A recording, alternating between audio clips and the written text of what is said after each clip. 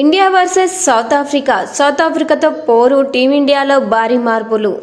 అయితే గ్రూప్ టాపర్గా నిలవాలంటే మాత్రం మిగిలిన 2 మ్యాచ్ల్లోనూ భారత్ గెలవాల్సి ఉంటుంది. ఈ క్రమంలో భారత్ నవంబర్ 5న దక్షిణాఫ్రికాతో తలపడనుంది. ఈ క్రమంలో టీమిండియాలో భారీ మార్పులు చోటు చేసుకునే అవకాశం ఉంది. వన్డే ప్రపంచ cup 2023, ICC ODI world cup 2023లో టీమిండియా టీం ఆసక్తికర పోరుకు సిద్ధమైంది.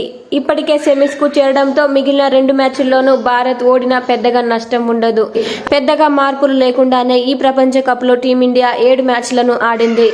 దాంతో పలువురు ప్లేయర్లకు విశ్రాంతి ఇచ్చి బేచ్ను పరీక్షించాలనే యోచనలో రోహిత్ ఉన్నట్లు తెలుస్తోంది. అదే జరిగితే సౌత్ ఆఫ్రికాతో జరిగే పోరులో బుమ్రాకు విశ్రాంతి ఇచ్చే అవకాశం ఉంది. అతడితో పాటు సూర్యకుమార్ యాదవ్ ను కూడా పక్కన పెట్టి ఇషాన్ కిషన్ కు తుది జట్టులో చోటు కల్పించే అవకాశం ఉంది. బుమ్రా స్థానంలో శార్దూల్ ఠాకూర్ ను తుది జట్టులోకి తీసుకునే అవకాశం ఉంది. ఒకవేళ సూర్యకుమార్ యాదవ్, ఇషాన్ కిషన్ ఇద్దరికి ప్లేయింగ్ 11లో అవకాశం ఇవ్వాలనుకుంటే మాత్రం రోహిత్ శర్మ రెస్ట్ తీసుకునే అవకాశం ఉంది. గతంలో జరిగిన సిరీస్ లో రోహిత్ శర్మ ఇలాంటి నిర్ణయాలు తీసుకున్న సందర్భాలు చాలానే ఉన్నాయి. అదే జరిగితే అప్పుడు కేఎల్ రాహుల్ కెప్టెన్ గా వ్యవహరించే అవకాశం ఉంది. హార్దిక్ పాండ్యా ఇంకా పూర్తిగా కోలుకోలేదు. దాంతో అతడు మిగిలిన 2 లీగ్ మ్యాచ్లకు దూరంగా ఉండే అవకాశం ఉంది. ఇక మరోవైపు సౌత్ ఆఫ్రికా కూడా సెమీస్ పై కన్నేసింది.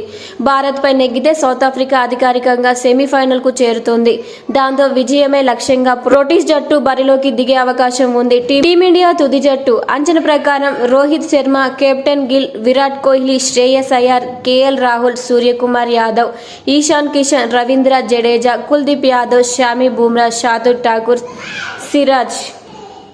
ఇలాంటి మరిన్ని అప్డేట్స్ కోసం మన ఛానల్ని సబ్స్క్రైబ్ చేసుకోండి. వీడియో నచ్చితే వీడియోకి లైక్ ఇవ్వండి. Thank you.